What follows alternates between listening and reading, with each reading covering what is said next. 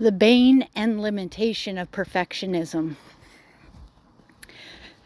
There's a unique experience that we go through as a human consciousness stream.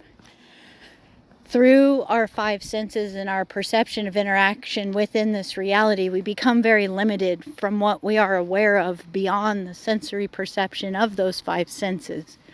So it means we begin to self-identify so much more with the very physical and tangible reality around us.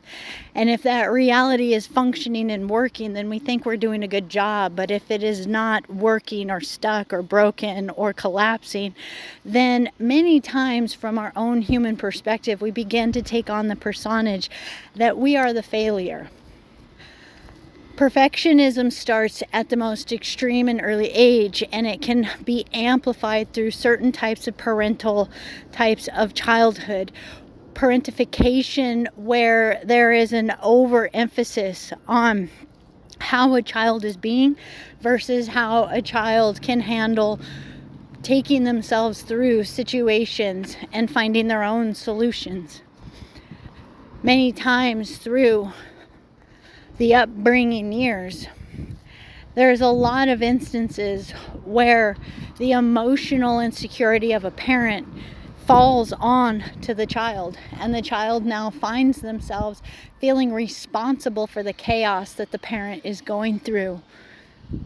And then the sense of perfection starts to come in.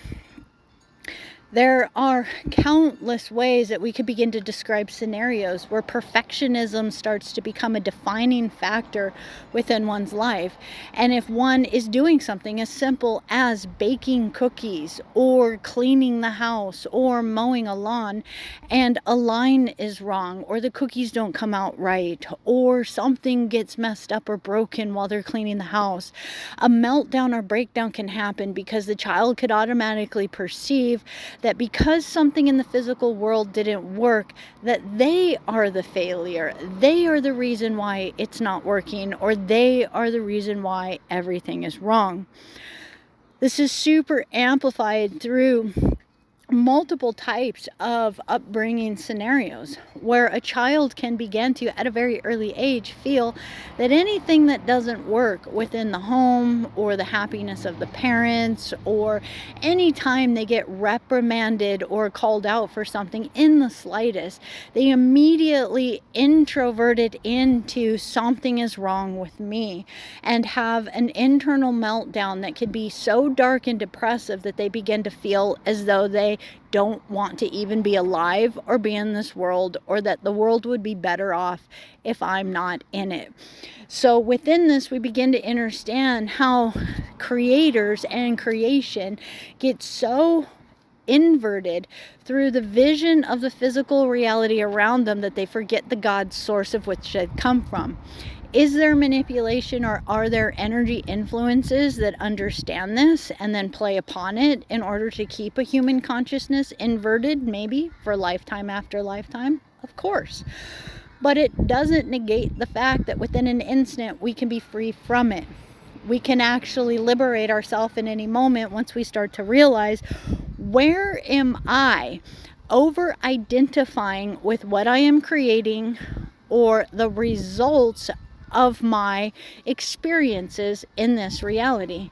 Where am I bringing on the belief that if something I manifest, create, or do doesn't work, it's because I am bad, I am wrong, I am broken, or I am not good enough?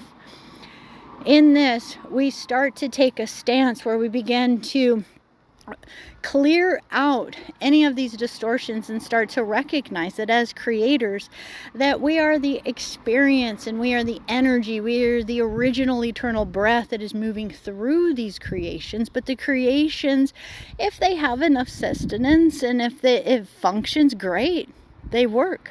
But sometimes we bake cookies and it just doesn't work, and it's okay. It just is an opportunity to get creative and try it a whole new way. So we start to realize that we manifest things, and that our intent starts to go into how much eternal breath can I put into whatever container or whatever it is that I am creating, and see if it's strong enough to uphold itself. If it doesn't, It's just a part of the physics. It collapses. It has nothing to do with who we are as manifestors, creators, or God source beings. And the more we can start to identify with the creations in this reality as just containers, as just experiences, as things that we are building, and it has nothing to do with who we are, that we are truly the ones that are just imagining these things into creation. And hey, imagination is imagination. Sometimes we think of things that work, sometimes they don't play out so well like we imagine them.